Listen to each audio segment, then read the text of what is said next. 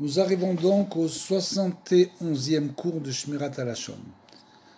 Contrairement aux autres catégories d'intentions constructives, comme on l'a dit précédemment, les propos destinés à protéger une personne d'un dommage sont autorisés, comme on l'a dit, même si ces informations ne sont pas de première main.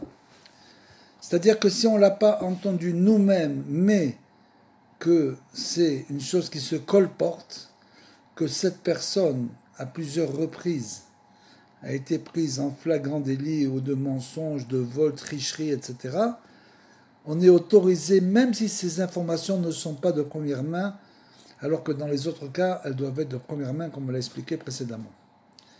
Si on entend fortuitement qu'une personne projette de porter préjudice à une autre, on a le droit de mettre cette dernière en garde. Dans une situation de ce genre, où les soupçons sont fondés sur des rumeurs, on n'a pas le droit de présenter l'information comme un fait. Il faut simplement clairement préciser que la crainte qu'on éprouve vient d'une information de seconde main, donc il faut le dire, non confirmée, qui peut être vraie, mais également ne pas l'être. Il faut donc préciser les choses, qu'on a un soupçon donc sur cette personne, on a entendu une certaine chose, et donc on a un soupçon que cette personne est une personne malhonnête. Selon le Chefetz Chaim, on enfreint l'interdiction de rester indifférent au danger du prochain en s'abstenant de prévenir quelqu'un d'un danger qui le guette, que lorsqu'il est possible de vérifier personnellement la réalité de ce danger. Le Chefetz Chaim, il est un peu plus marmire, il dit qu'on doit vérifier donc la réalité de ce danger. Il convient néanmoins de transmettre une information susceptible d'éviter un préjudice à quelqu'un, même si elle n'est que de seconde main, comme on l'a expliqué. Le Rambam écrit dans son testament tout ce que les prophètes ont dit et les sages exposés pour souligner combien la querelle est mauvaise ne pourrait suffire pour épuiser le sujet. Tout essai de décrire de façon exhaustive les méfaits de la discorde sont insuffisants. Nous ne citerons donc que quelques brefs extraits sur ce sujet et laisserons les sages y songer davantage. Le Midrash dit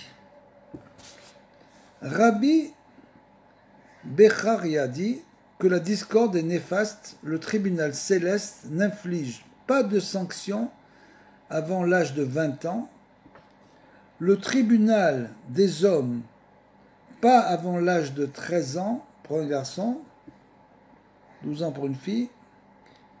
Cependant, au moment de la querelle de Korah, les nourrissons furent engloutis dans l'abîme, comme il est dit, les femmes, les enfants et les nourrissons. La terre ouvrit sa bouche et les engloutit, eux et leurs maisons.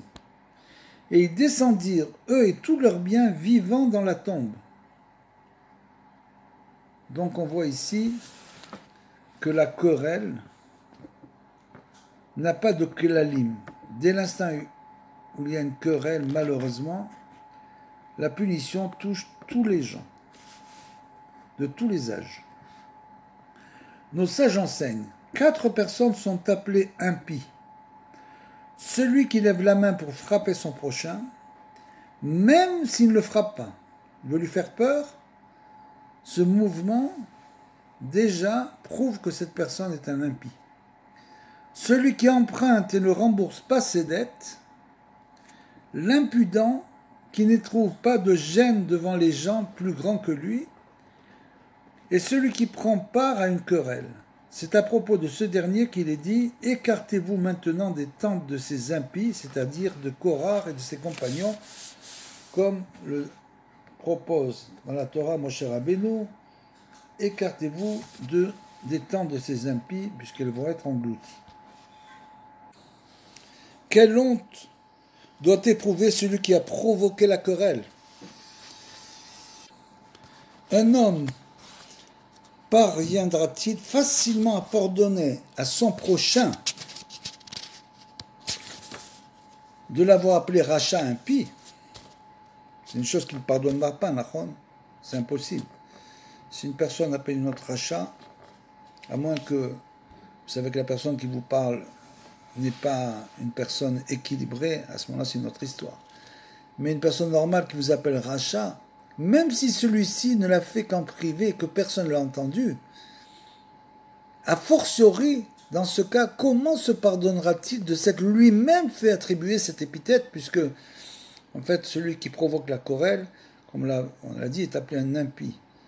Donc, comment lui-même pourra-t-il se pardonner d'être un rachat?